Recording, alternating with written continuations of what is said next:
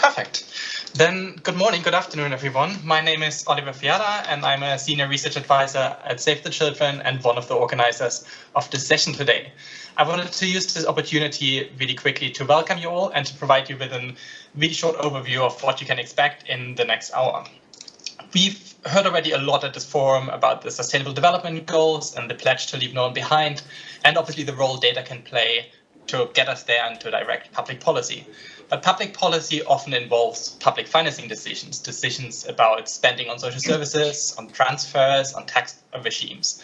And those can play an essential role to reduce poverty and inequality and to accelerate progress for poor and marginalized communities. But to do so, we need to be able to measure that impact. We need to measure the impact of those financing decisions on those poor and marginalized communities. And that is what we sometimes call fiscal equity and what we want to focus on in this session today. So over the next hour, we want to take you a bit ambitiously through the different stages of the data production cycle, which is hopefully also holds some learnings relevant beyond the fiscal equity focus. So we want to hear a bit more about where the data gaps are and why this is relevant. We want to learn about existing measurement approaches and their opportunities and challenges, discuss a little bit why it is important that this data is reported, for instance, through the SDG indicator framework. And finally, we want to hear how we can use this data to act and to inform more pro-poor and inclusive decisions. We have a fantastic panel to do that and to take us through this agenda. We have Mark Hirot here, Associate Director for Data and Analytics at UNICEF, and the only person we have, unfortunately, in Bern in person. We have Nora Lustig, Professor for Latin American Economics at Tulane University and Director of the Commitment to Equity Institute. We have Carolina Sanchez-Paramo, Global Director of Poverty and Equity at the World Bank. And finally, we have Kevin Watkins, currently visiting professor at Development Practice at the London School of Economics, until very recently my boss and our CEO of Save the Children UK. So if you have any questions or thoughts, please put them in the Q&A functions on the conference platform, either during the meeting when you want to for the discussions afterwards, but also use that functions after the meeting has finished. We will keep answering questions there. Enrique Della Monica will be our moderator for the session, so he will take over in a second. But before I hand over, we will kick off with a very short video, which sets the scene of why this is important and which introduces two new SDG indicators, which will help us to measure fiscal equity and hopefully move us towards a more equitable progress on the SDGs. So over to you, Enrique. Can you see the video?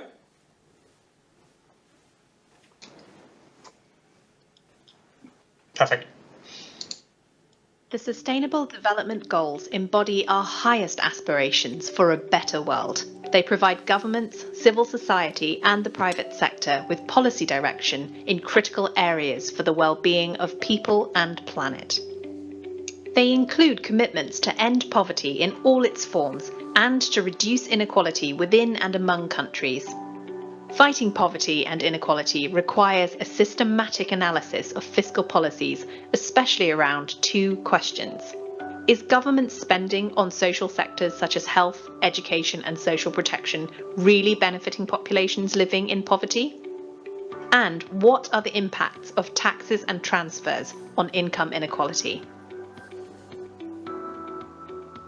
Two new indicators in the SDG indicator framework, which tracks and reports progress on the SDGs, help to measure and monitor the impact of fiscal policies. To deliver on its ambition to end poverty in all its forms, SDG 1 explicitly calls for sound policy frameworks, which are based on pro-poor development strategies. This is now possible thanks to indicator 1B1, pro-poor public social spending, that came from a proposal from UNICEF and Save the Children. It measures the proportion of government expenditure in education, health, and direct transfers, which directly benefit people who face monetary poverty. Data covering more than half of the world's population is now reported and helps us to better understand how governments' financing decisions are really aligned with poverty-reducing strategies.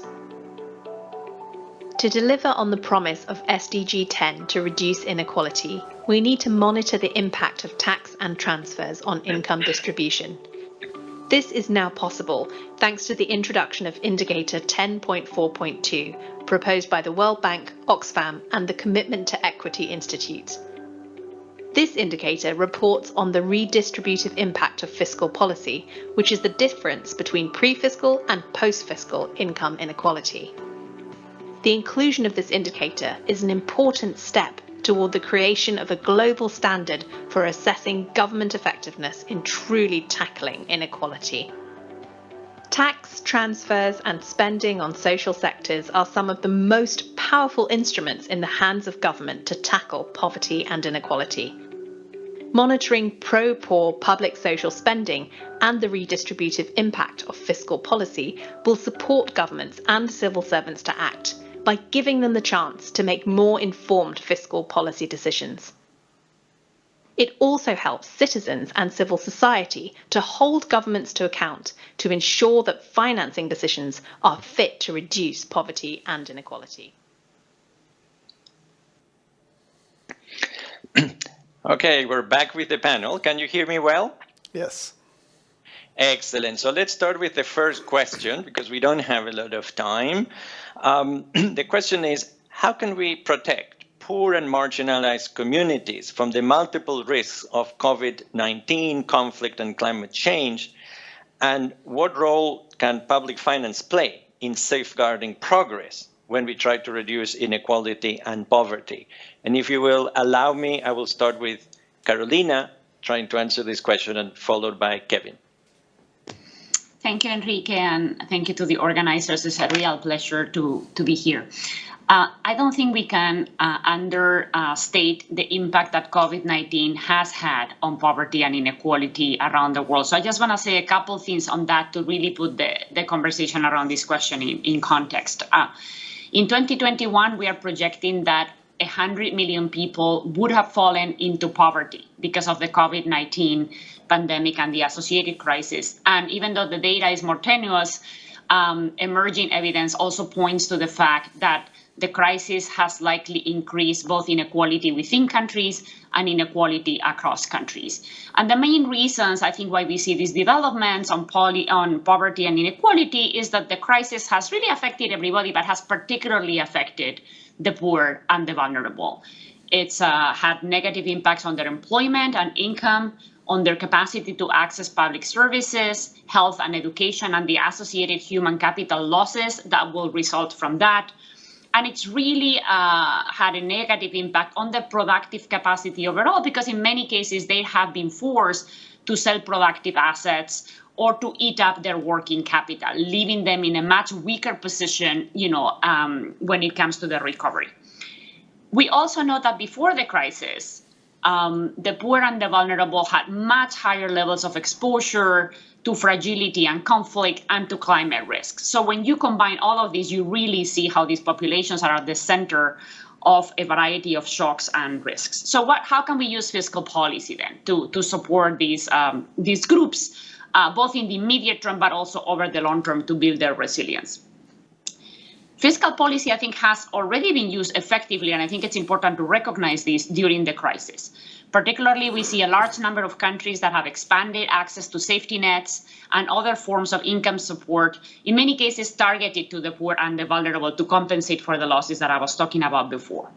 And we've also seen investments with more of a mixed effect on trying to move the service, the provision of service, like education and health, to the digital environment, so that we could have some continuity in learning and some continuity in service provision, although there, the extent to which the poor and vulnerable have been reached is a little bit more mixed. In the short term, I think we need to continue these efforts. Not everybody is going to be able to go back to work immediately, even as economies start to recover. So income support will continue to be important, and investments in human capital. And these investments need to focus on remedial interventions to close some of the gaps that the crisis has generated, both in learning and in health, but also access and quality more broadly, over the medium term, and increasing the resilience of these systems. In the long term, Investments in infrastructure will continue to be critical. We know that many of these populations are excluded from markets because of distance, because of lack of access to energy. They don't have access to clean water. So all of these continue to be priorities when it comes to fighting poverty and promoting inequality, and now become also vehicles to promote a transition to green growth, because a lot of these investments, including those that target the poor and vulnerable, can be done in different ways that are more resilient and more climate friendly. And then finally, of course, all of this will require resources. So it's important that governments think about how those resources will be mobilized, particularly in a context like the current context where fiscal policy is already stretched in many countries because of the emergency spending that has taken place during the crisis, and there's a pressure to consolidate. And all of that needs to be done with an equity lens in mind, to make sure that when we mobilize resources, when we sort out what's happening with fiscal policy, we don't undermine the support that we are providing to some of these households. And I hope we'll be able to touch on these points as we continue the conversation. Thank you. Yes, very important points. Kevin? Thanks, Enrique. And maybe just to build on Carolina's point, it's monetary poverty is one of the areas where we've seen a really dramatic deterioration, 100 million more people in monetary poverty than would have been the case.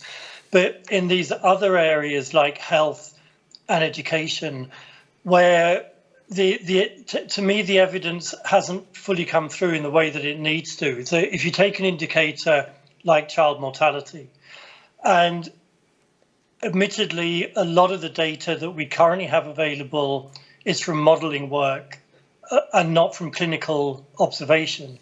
But the modelling work is all pointing in one direction, and that is a very significant increases in infant mortality. In the range of 3 to 7%, depending on the particular study, which is a consequence of the disruption of health systems, and in many cases, the diversion of resources away from rural clinics into secondary hospitals for the treatment of COVID. Now, that is a catastrophic reversal in the progress that the world had been making on child mortality and child health. Similar indications in nutrition, by the way. Carolina's already mentioned education. We've had over 1.5 billion children who have seen their education disrupted. We know that the average period of disruption is much greater in lower income and lower middle income countries than in high income countries. And as we have millions of children now going back to school, the imperative to put in place remedial support, not just cash transfer support for nutrition, because many of these children will come back into school carrying the handicap of increased poverty, but remedial support in terms of their learning outcomes, making sure they're being taught at the right level. Now, why is this so urgent right now? I think for two reasons. First of all, even before the crisis, we were off track significantly in most of these areas. We are now much further off track than we were. And I think secondly, we're entering an environment now where the fiscal constraints operating on governments that have been pushed furthest off track are far greater. And, we're talking principally here about low income, low middle income and middle income, some middle income countries. We're seeing the impact of debt starting to bite, and it'll bite a lot more if the debt suspension initiative isn't extended. And I think for all of these reasons, the premium on equity to protect the poorest has risen very significantly. And it's why it's so important, I think, that we now have these indicators which provide a practical expression of what people like Nora have been trying to do for many, many years, to take this principle of leave no one behind, which is a great principle, right? Like, who's in favor of leaving people behind? Put your hand up. But we've really lacked concrete tools, both to inform governments and to hold governments accountable. And I think we now have those tools, and it's really vital that we use them. Excellent. Thank you, Kevin. The next question that we have is if you could describe a bit more on the current data landscape and what are the gaps? In particular, what do we need in terms of better data to think of policies and financing decisions to address inequality and poverty? If you allow me, I will start with Nora and then continue with Mark. You're muted, Nora. Sorry. The famous mute button. There it is. Okay. No, I didn't say anything relevant except thank you for inviting me to be in this panel. It's a great pleasure. And I think, let me start from the three elements that were emphasized a moment ago by both Carolina and Kevin, because they're related to what is that we need in terms of data. One of the things that was mentioned is the importance to continue supporting the cash transfers that have been expanded during the period that the pandemic hit, and have a system that actually would address systemic shocks in a way that it's not always left for improvising as it happened now. Even though a lot of countries were able to expand them, it was really hard to make it happen in other countries precisely because we don't have a system designed to deal with systemic shocks, and systemic shocks will be recurrent as we've seen it, both on the economic front and natural disasters, and now we have pandemics. So for that purpose, one thing that I wanted to mention, and I've mentioned many times, is that we don't have really any of the international organizations tasked with collecting information that's systematic and accurate on the social protection systems that address the area that is not part of the formal sector. So essentially, we have series on cash transfers, but if you look at them, they tend to be quite inconsistent over time for countries, and a lot of countries have not been providing that information. So I want to take this opportunity to ask the UN system to task one of the international organizations to be responsible for the collection of that information in a systematic basis, because that will help countries to make sure that they have that information, and we will be able to compare across countries and over time. It's surprising that it doesn't exist, but as we know, for some reason that fell between the cracks. So that's one point in terms of data, where data needs to be emphasized, and it's going to be very important in order to assess to what extent what we're doing is helping the poor.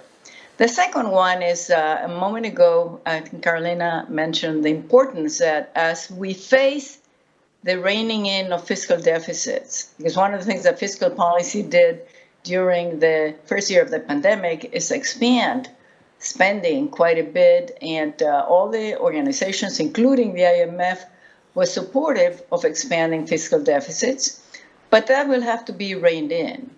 As we start reining them in, we have to be very careful not to hurt the poor in the process by raising taxes primarily on goods and services that are consumed by the poor, and how that would affect actually their net social protection. I like to talk about net social protection because you spend, but then you have to finance that. If you finance it with taxes that affect the poor, then the poor get a net social protection that sometimes may be nil or even negative, as we found in some countries. So as this happens, more and more will be crucial to be transparent about the information on what's happening to top incomes. Now we've seen the release of information through this Pandora reporting that has been coming out in the last couple of days. This is good to have, but we should have a system in which we can know what's happening with incomes and wealth at the top, and also how much people that are at the top of the income distribution pay in taxes, because that will allow us to identify to what extent the reining in of the fiscal deficits can be done in a fair way by increasing more the taxes that have to be paid by people that are the richer part of society. So far, we have some countries that are systematically publishing the information on top incomes and how much people pay at the top in terms of taxes, but it's only a limited number of countries that do this in a systematic way. And it can be done in a way in which you protect anonymity, so that should not be a problem. It just needs to be there, the political will and the interest to have this information out there so that we can make the right decisions in terms of how we're going to rein in the fiscal deficits and finance whatever needs to be funded in the future in terms of awarding social protection to the poor and the vulnerable, and also spending on education and health. And the last, I think, piece of information that we probably want to emphasize that we're going to need for tracking both the new indicators that were shown in the video earlier is to make systematic the production of the indicators on fiscal redistribution and how much is spent on the poor. Well, much more common than in the past, right now we do need a systematic support from international organizations and foundations to be able to track progress on fiscal redistribution. The World Bank has done a tremendous effort. We have done a tremendous effort, but at this point we are not ensured that this will be a systematic process unless the resources are devoted both within the international organizations and also supporting other initiatives like ours, so that we're able to continue producing this type of information and be able to track what happens to fiscal redistribution and spending on the poor. Thank you. Very good points. In particular, a call for the UN agencies for more data. Good point, Nora. Mark? Thanks so much. So the last major UN conference that was in person was the Statistical Commission in March of 2020. We remember it well. That was the last thing BC, before COVID. That was the commission which reviewed the indicators for the SDGs and approved a revised SDG 1.B.1. I love the nomenclature, which is public social spending accruing to the poor, nationally defined. But because of this unfortunate timing, there's been very little official reporting from national statistics offices, which were understandably, let's say, distracted.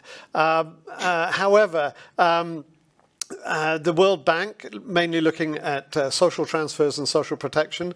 UNICEF may be looking at education, but also some in social protection. And CEQ, addressing simultaneously all three sectors, have done some important work to fill these data gaps ad interim until the governments can take them under their own steam. So it is possible to report on the share of public social spending benefiting the poor in countries with more than half the world's population, although those countries include China, India and Indonesia, and in fact, so we have more than half the world's population with some 30 countries. So let's just keep our eyes on the population size. But we need these data, and this is just one indicator, and one indicator alone is not going to change the world. But it's a good start. Without good data, we're going to be flying blind. As Kofi Annan used to say, it's if you can't see it, you can't solve it.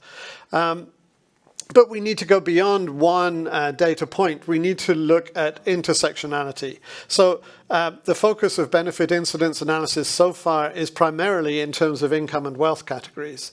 But we need not only to be looking at evidence for other axes of inequity, but particularly looking at the combination, looking at wealth and age, or wealth and geographic location.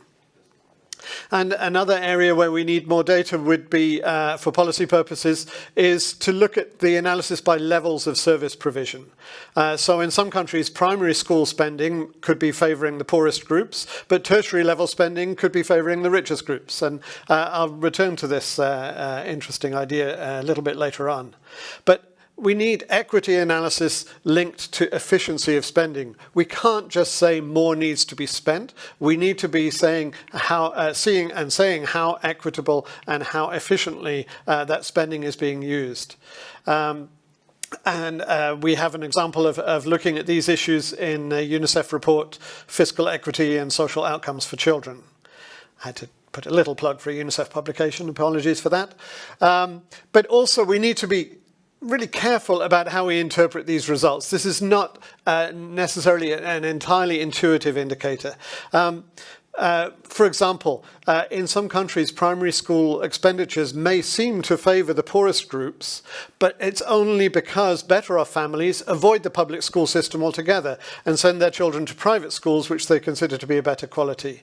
And so what we could be seeing is the poor services for the poor syndrome, rather than spending which is actually benefiting the poor to the extent that it should be. So those are just a few ideas of where we've got to and where the big gaps are going forward. Thank you. Thank you very much, Mark. I want to follow up with a question on how fiscal equity and understanding decision taxes can be measured and what methodologies exist. And for that, I would like to give the word to Nora first and then Carolina. Thank you, Enrique. All right, so what is it that we do in order to measure fiscal equity and how taxes and transfers, public spending in general, affect people's incomes? We use a methodology known as fiscal incidence analysis. And fiscal incidence analysis essentially is a method to allocate the burden of taxes and the benefits from government spending to households. And it allows us to calculate incomes before and after taxes and transfers. And then we can compare indicators that are calculated using before taxes and transfers with those indicators, the same indicators, after taxes and transfers. So, for example, we calculate the Gini coefficient for inequality or any other inequality measure for the pre-fisc incomes, and then we calculate them for the post-fisc incomes. And the post-fisc incomes can be defined in different ways, by the way, because we may want to include not just personal income taxes and cash transfers, but we also must emphasize including indirect taxes like value-added tax, excise taxes, because those are paid by people when they buy stuff, and it affects the level of consumption, and the same with subsidies. And also we may want to include the monetized value of spending on things like education and health. So when we have these different concepts of post-fisc income, we can calculate our indicators of inequality and poverty, whichever ones you like, and compare them with the same indicators with the pre-fisc incomes. And that's the way we do sort of the measurement of how fiscal equity is affected by decisions on taxes and transfers.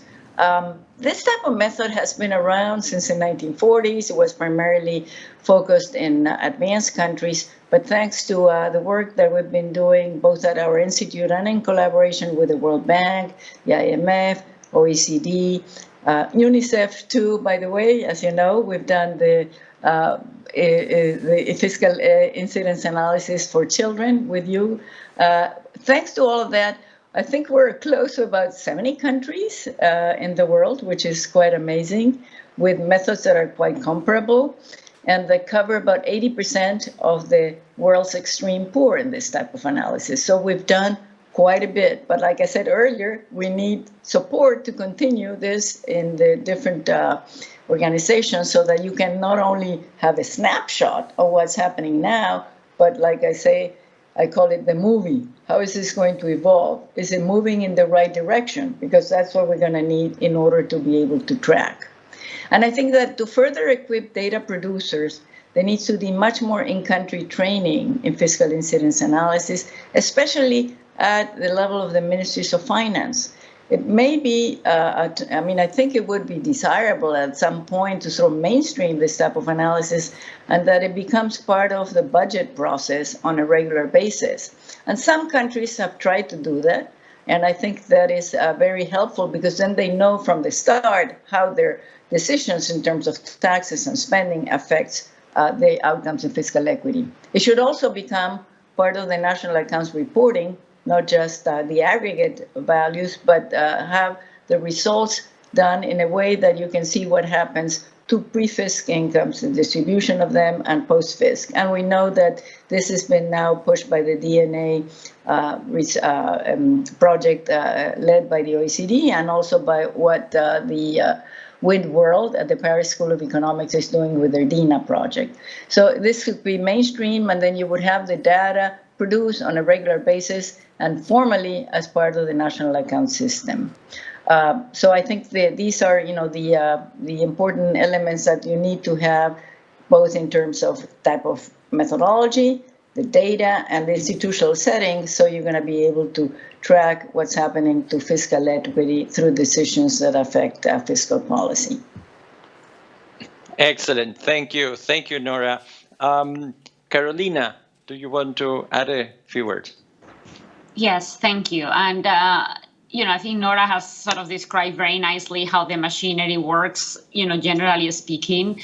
And I want to emphasize a point that she made towards the end, that is the fact that we've all, in a way, coordinated, right, and sort of embraced the methodology that she originally developed, and we've sort of all worked together to continue to expand that, gives us this power, right, to use the results from different countries in a comparative manner. And I think that's really critical when it comes to mobilizing policymakers, and I know we're going to get into that a little bit later. So I'll just say a couple words on frontier issues that some of us or all of us, jointly are looking into, and maybe some frontier issues that we need to look into, as we move forward when we think about fiscal incidence analysis. So the first one that I think is critical, particularly because we've touched upon it earlier in the conversation, is that when we look at in-kind spending, right, when we look at health and education, we do make a series of sort of relatively basic assumptions currently, when we do fiscal incidence analysis, in terms of, who attends schools, and then we do a little bit of sort of per capita assignment of budgets, and we assume that that's the transfer, right, that these households are getting. But we all know that that's a very rough way of looking at it.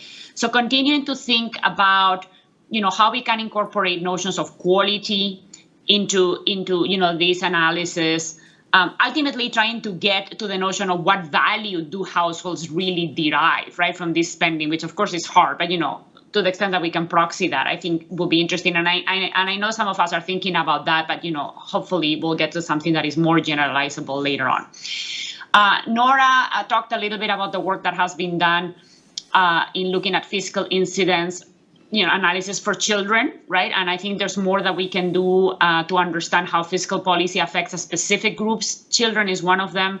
We are doing some work, including with Nora's team, on looking at the gender impacts of fiscal policy, both directly but also through the incentives that they generate, that fiscal policy generates for labor force participation and other sort of intra-household decisions. So that's another area where I think there's more that we can do. There's the perennial challenge of top incomes, which is critical when we think about, what fiscal policy does or doesn't, particularly on the sort of taxation side. But we know that there we are really handicapped by the kind of data that we get from household surveys. And this is something that we didn't sort of mention when we talked about data gaps, but that I want to highlight. Many times in this analysis, we are not just constrained by the fiscal data available to us, but we are constrained by the household data available to us. And I think on top incomes, that's a reality. We are increasingly trying to think about the distributional impacts of infrastructure spending. And we think this is important because, as I said earlier, things like investments in roads, investments in electricity and water and sanitation are critical for well-being. And, Kevin also talked about sort of this more multidimensional notion of poverty. But I don't think we have all the right tools to incorporate those kinds of expenditures into the fiscal incidence analysis and say something meaningful about who benefits and who doesn't. So I think that's another area where we could sort of push the envelope. And then finally, and this is more sort of a pie in the sky, I think at the moment, there's a lot of conversation now around green taxation, carbon taxes and other environmentally sort of oriented taxation. Those, like every other tax, will have distributional impacts. And, it's not entirely obvious what they would be, but I think it's something that at some point we'll have to sort of wrap our heads around. And then finally, and this is something that Nora has already worked on, but I think we need to sort of work together to generalize across the analysis that we do in countries, is across all these items. And when we look at the distributional impact of fiscal policy overall, really thinking about this idea of, the effectiveness of redistribution, right? So you have governments moving a lot of money around, right? They tax and they spend, and dollars sort of fly back and forth. And as Nora said, in some cases, the result of that is progressive. In some cases, it actually isn't, when you add it all up. But I think, in addition to sort of that net impact, understanding a little bit better how much redistribution is being achieved per dollar moved, if you want, right? Because, every time you move a dollar, there's a distortion that, can be associated with it. I think that's something that, it's worth thinking a little bit more about. And again, I know Nora has done some work on that, and we could probably all sort of take it on and be more systematic. Let me stop there. Thank you, Carolina. I think you have given us enough material for several meetings like this in the next World Data Fora. Next question, and this will go for Kevin and Mark. If you can explain a bit further some of the points you made earlier about these new SDG indicators and the role of decision makers, citizens, and civil society organizations. Kevin? Sure.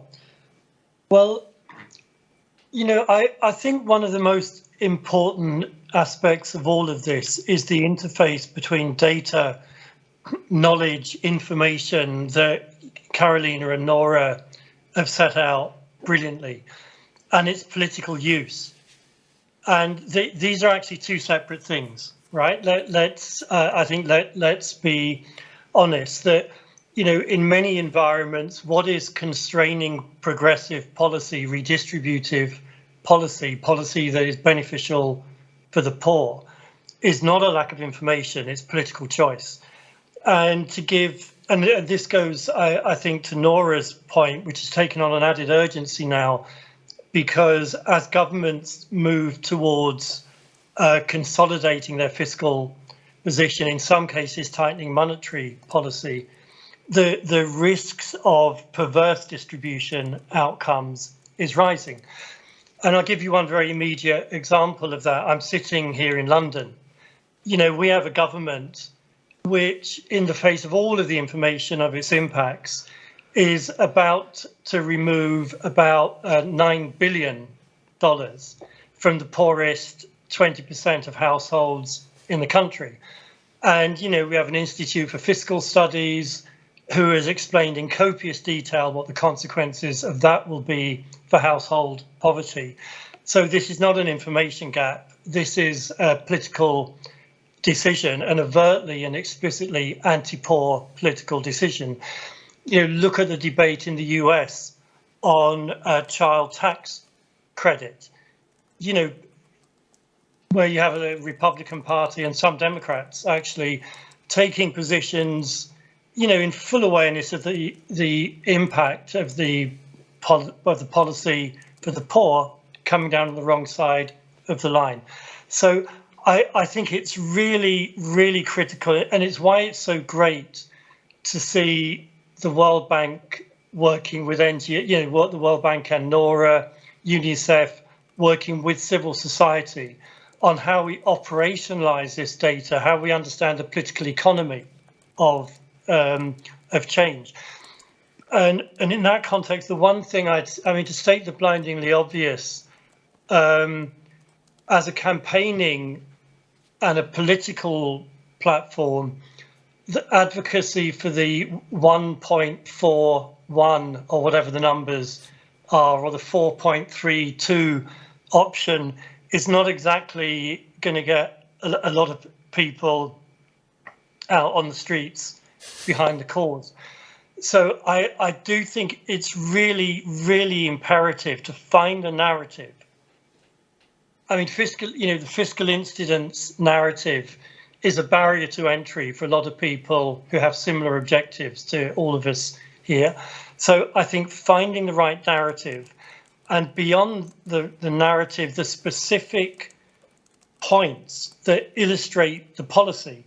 You know, I gave before the example of we've now got hundreds of millions of children who are going back into school, having lost a whole year of learning with no support, going back into classrooms where teachers who were already, school systems that were already failing them, are under greater pressure, where their budgets are being cut, children carrying all of the disadvantages of the poverty and the malnutrition they're experiencing at home. Now, is the way of responding to this, like, how do we prevent these children dropping out? And there are clearly well-defined interventions for adolescent girls, school meal programs, I don't know, but the more concrete and specific that we can make it, I would say, the better. And maybe just to end with the point, you know, both Nora and Carolina have made the point about top income analysis. Although I know many years ago, Mike Walton actually did some very good work in the bank on estimates, not household survey-based estimates for top income. But we now do have these other tools, like the Pandora tool. And, you know, and I think it's useful to know that President Kenyatta is sitting on a British Virgin Island account with $40 million US in it of unknown provenance. You know, we know that Tony Blair is sitting on British Virgin Island accounts, you know, far larger than that from property dealings in London, which involved evading property duties and so on. So, you know, I think this is such an important part of the story. And I think all of us are working with the Paris School and others in different contexts. But maybe next year when we have this discussion, we could bring those guys in to, you know, I think turn the spotlight on that part of the equation as well. Thank you, Kevin. Definitely a very important part of the equation, the top income, and of course the you know, illegal and immoral tax havens. Mark, do you want to add a few words? Sure, and I want to go to one of those illegal and immoral tax havens and investigate further in person. I'm so happy to be here in person, so I'm a big fan now. So, I mean, it's actually been a theme running through the forum is that data are necessary but not sufficient, if we can use that terminology, for making policy change. And there are different things we can do to try and make them more actionable, I guess. And that's, as a data geek, that's my job, is to try and get data in the right place to be able to make a difference. So partly is what Nora was referring to is getting this into this system of national accounts. You know, it's not the most exciting title, but once you have it in the official system, it's something that can't just be dismissed. It can be, you know, and there were examples from Kevin, but it's much harder to ignore it if it's part of your national system. So that's the first thing. The second is how you portray it, as Kevin was talking about the narrative. So if we start talking about the trying to improve the quantity of fiscal space that's allocated to the poor, that is a harder sell than selling quality, saying all of these tax dollars that you are all paying, they need to be used better, and we can see that there will be a bigger benefit from doing this in a different way. So it's not just saying, you know, we need to tax you more to be able to make it, you know, a difference in the lives of some people, but to say we can use better what is already there, and we can make a bigger difference with the same money. And the other is that we really have to make it usable. So this SDG is fine as an indicator in many ways, but if you ask me whether 13% is good or bad, the answer is, well, it depends. And part of what it depends on, you know, is 13% of the country income going to the public expenditure going to the poor. It depends on what percentage of the population is poor. So I think we need to take this indicator and put it together with other data to be able to make more of an impact on it. So, you know, maybe it's just sort of putting the ratio of of the percentage of public social spending which is benefiting the poor to the proportion of the population which is poor. And then you can say, well, you know, that means you're using the same poverty line for both, which is also important. But also you can just see if the ratio is larger than 1, the poor are benefiting more than proportionally to their share of the population. So it begins to have more teeth because it's easier to grasp because it's more comprehensive in that way. And I'll leave it there. I think basically we just have to make it usable and have a good narrative. Thank you. Thank you very much, Mark. Let's try, if you allow me, we'll watch a video, which hopefully has some of the narratives, and it's a good collaboration with civil society because it's a video prepared by Save the Children. Let's hope that I can manage the double screens here. And you will tell me if you see my screen. Yes. Okay, and after this, we have one last round of questions for each of you.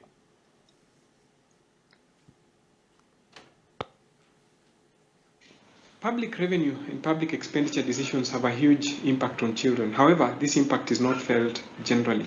Children from poor households tend to bear a bigger brunt as compared to those from affluent households. It is in this regard that it is important to conduct commitment to equity assessments to help us understand the realities. This year, we conducted a child-focused commitment to equity assessment for the very first time and came up with a report titled Fair Shares, Fiscal Equity for Children in Kenya. Quite a number of findings were made. First, it was found that overall social spending on children was largely pro-poor. In the area of education, for example, public investment in education, in pre-primary education, was found to be pro-poor, and this is largely because of the free primary education policy that was introduced in the year 2003. However, the same was not true for secondary education. In the area of healthcare, it was found that investment in primary healthcare was largely pro-poor. However, when it came to investment in health services in facilities, it was found that children from affluent households tend to benefit more compared to those from poor households. On social assistance, it was found that the programs were largely pro-poor. However, they are very limited in scope and size. And the only main program that we found was the Orphans and Vulnerable Children Cash Transfer Program that targets children who are largely orphans and vulnerable. In conclusion, we found that it is very important for the government to consider having child-focused commitment to equity assessments as a basis for their planning. And it is in this regard that we would want to engage both the national and the county governments during the next planning phase that will be done sometime next year to consider having child-focused commitments to equity assessments done as a basis for planning, so that when the county governments would be developing their county integrated development plans in September next year, we would want this to be a critical tool that would inform the decisions for the county governments in the next 5 years. And the same would apply to the national government when it's coming up with a medium-term framework from next year. We would want child-focused commitment to equity assessments to play a critical role in informing those decisions.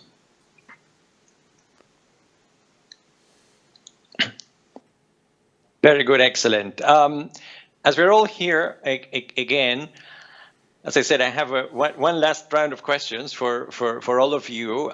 We also have questions in the chat, and we would like to have some of you respond to those because we were supposed to have a Q&A session. So I will start with the question, and maybe Oliver, you can read one or two of the questions which are there. In particular, there was one about civil society organizations. So there is a running theme in everything that you have been saying in terms of utilization and of the data and capacity to generate the data. And I would like to see if you can tell us a little bit more about that. And also some of you said that you had points that you wanted to come back to. So maybe there one or two points that you had in mind that you haven't had a chance yet to address. So this is your chance in about 1 minute and 36 seconds each. Who wants to go first? Well, Nora, please. Yes, absolutely. Go ahead. And then Carolina. I don't know if it's addressing the question. I was looking for it in the chat, but it's not there, so apologies. But there's one thing that I want to take the opportunity to emphasize that has been mentioned earlier, is the education issue. We have been doing work for Latin America. I don't know how familiar you are with the projections that we have made in terms of what the impact of what's happened with growing educational gaps can have in the future. According to our results for Latin America, for children that were born to parents in low socioeconomic families, they could face a likelihood to complete high school, which would be similar to children that were born in the 1960s. So we're moving back like 30 years. This is for children of the poorer households. Children of middle-class households, richer households, have faced almost no problem in replacing schooling by homeschooling. This gap, we call it, could be the lasting scar of COVID. And it could result in lower inequality of opportunity in the future. So we're really planting the seeds of more inequalities in the future if we don't do anything now. In fact, it could also result in higher wage inequality because at some point then, children with lower skills today will be people entering the workplace with lower skills. They become relatively abundant, and so the wage gap may be moving in the direction against people with lower skills again, as it happened in the 1990s and in the 1980s. So it is a very, very serious problem, and it requires major effort to contain. Part of that effort has to come from decisions that involve public finance, because spending on education certainly does not have to be cut. Now, when we're facing the reining of fiscal deficits, is one of the areas that has to be highly protected, not just health, education too. But it may require more resources because you will need to complement regular teaching with other initiatives that can actually remediate what's happened during the pandemic and school closures. Maybe those resources, I think, will not be able to be provided just by governments. It has to be a mobilization that involves civil society and the private sector in earnest. Otherwise, I think we'll be very sorry in years from now. I mean, it's bad now, but what's going to be out there in the horizon may be quite terrible if we're not able to contain the impact of what the school closures meant for the children of parents of low socioeconomic background. Thank you, Nora. Very sobering, interesting, but sobering results on education that you mentioned. Carolina, you also raised your hand, and so did Kevin.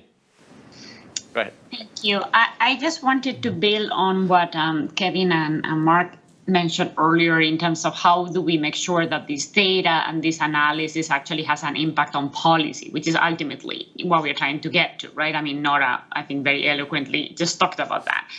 And I was thinking about what are some of the lessons learned, or maybe some of the cross-cutting sort of themes that we see in engagements where we have been successful, right, in sort of providing this analysis and getting policy traction at the country level. And I think there are a few things that, so maybe to put a little bit of a positive spin, you know, on this, I think overall somewhat sobering conversation.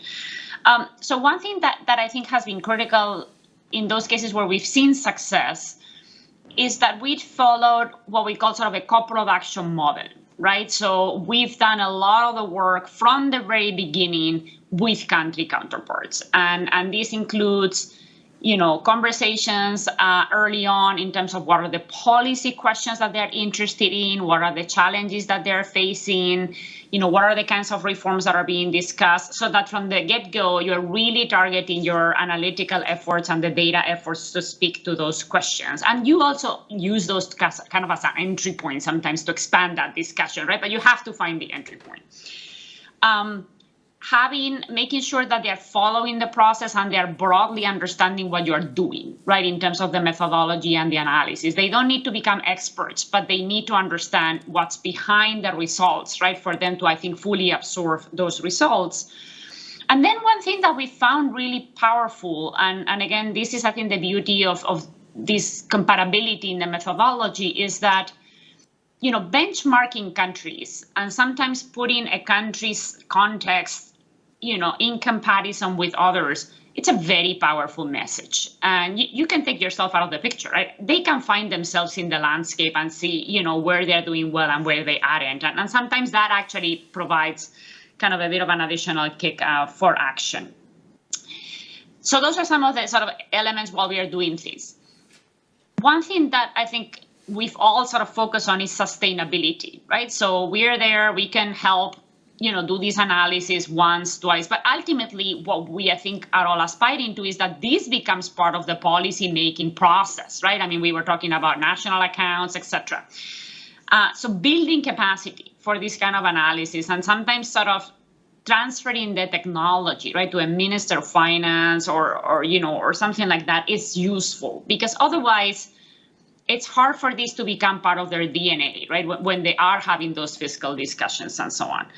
And then finally, and I think Nora and I think Kevin also alluded to this, taking the conversation beyond the government, right, engaging other actors in the country that are powerful actors in the policy sphere. And sometimes that's tricky because, you have to balance kind of your policy dialogue with, that broader engagement.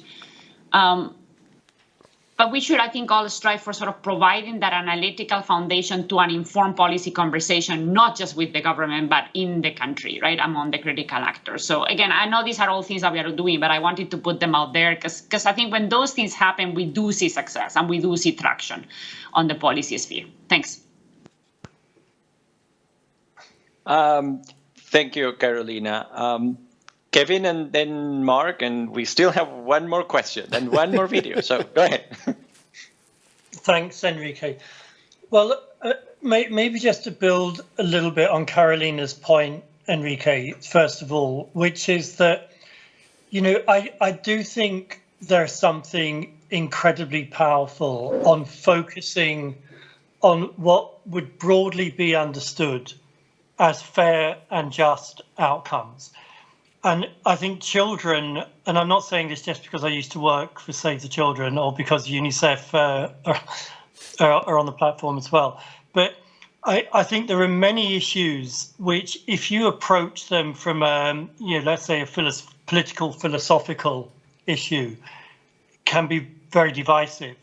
Whereas if you approach them from, what is the right and a fair outcome for a child in this, can really cut through polarization. And I give as an example of that, the idea of a child, because they're born in a certain place, to parents in a certain place in the wealth distribution, face twice the risk of not getting to their 5th birthday. I think most people would say, look, this is not acceptable, right? Now, we can argue about a lot of stuff, but this is not acceptable. The idea that, a girl has half the chance of getting into the 2nd grade of secondary in a country like Nigeria to a boy. I mean, this is bad for the nation. It's unfair, and so on. So I would say the more that we can bring this back to basics and build a narrative around what are the outcomes, that would be broadly perceived as right and fair, the stronger our case can be. And in that context, I did want to just introduce this as a cautionary note. In an area like health, to use the graph that was shown a bit earlier, I can't remember the numbers, but the fact that the poorest 20% have a slightly higher share of spending of the health budget than 20%. Is not, to me, an intuitive example of equity. I mean, the poorest 20% in Kenya account for almost 40% of child mortality. So, you know, if you were focusing on what is needed from public finance to drive a fairer outcome on child mortality, you'd have a different indicator. So I just wanted to put that on the table to really urge everyone to, you know, focus on sort of the deeper understanding of equity in these areas.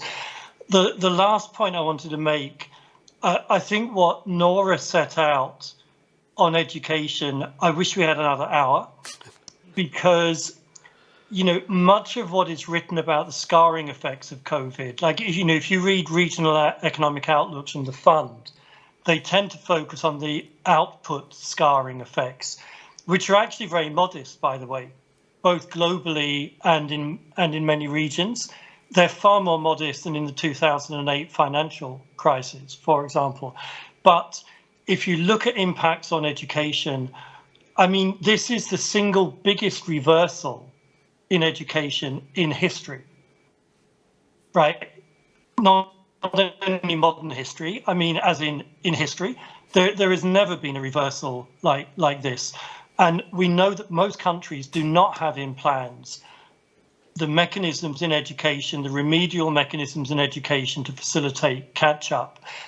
You know, you put together learning losses, mounting pressure on education systems, children coming back into education, carrying elevated levels of poverty and malnutrition.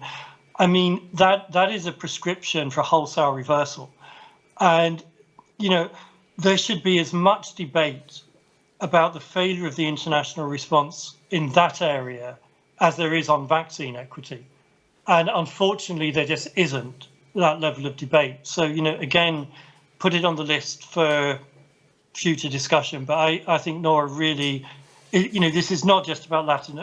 I think, Nora, you said the study was in Latin America, but I would say what Nora's described is a global phenomenon. Yes, absolutely. Not just in Latin America. I think you're right, Kevin. And unfortunately, Carolina had to step out because we are at the time limit of our allocation.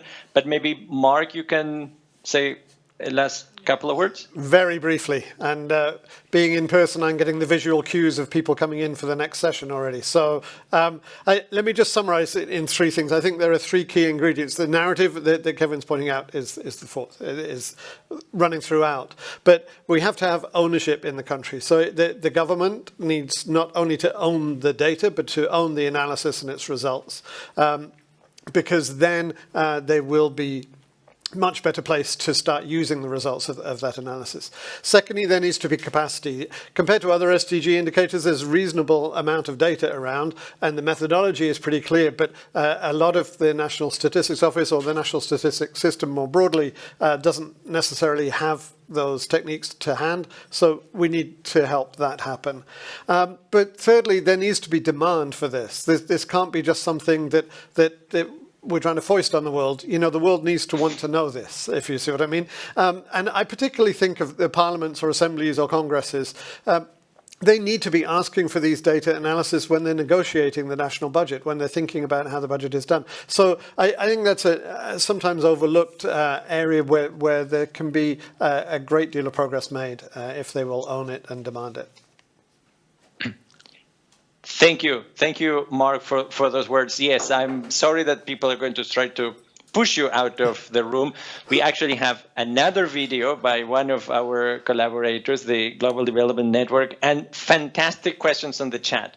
What we're going to do is we're going to add all of those to the recording, so it's available. And the World Data Forum has a mechanism, a platform, to keep on answering those questions after the session is over. So I apologize that we didn't have time to read all the questions, but we're going to forward them to the speakers. Thank you, all four of you, although Karina's not here, but thank you, all four of you, for fantastic interventions and patience with my limited moderation skills.